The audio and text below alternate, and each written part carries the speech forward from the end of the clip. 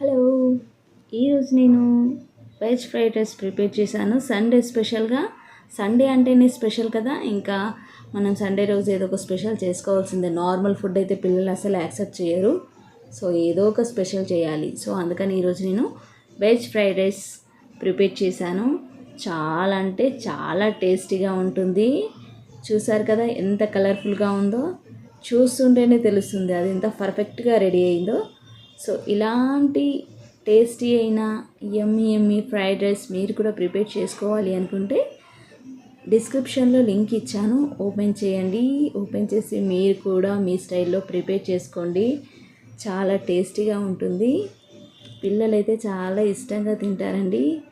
ఇంత tasty fried రైస్ని మనం ఇంట్లోనే చాలా తక్కువ టైంలో ప్రిపేర్ చేసుకోవచ్చు.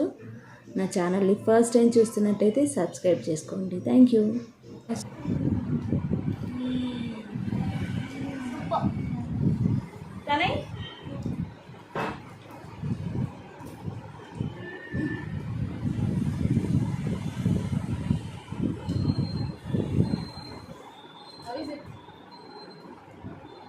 Soba.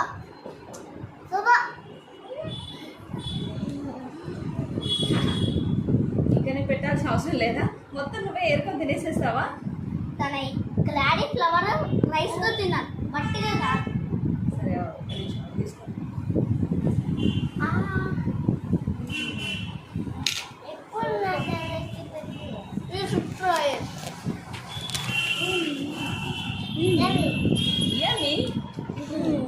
యమ్మీ చెప్పు, మళ్ళీ చెప్పు.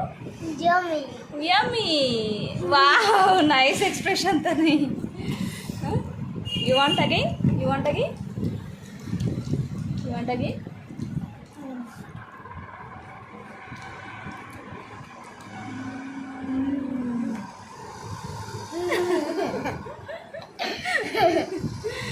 దొంగతనై నువ్వు.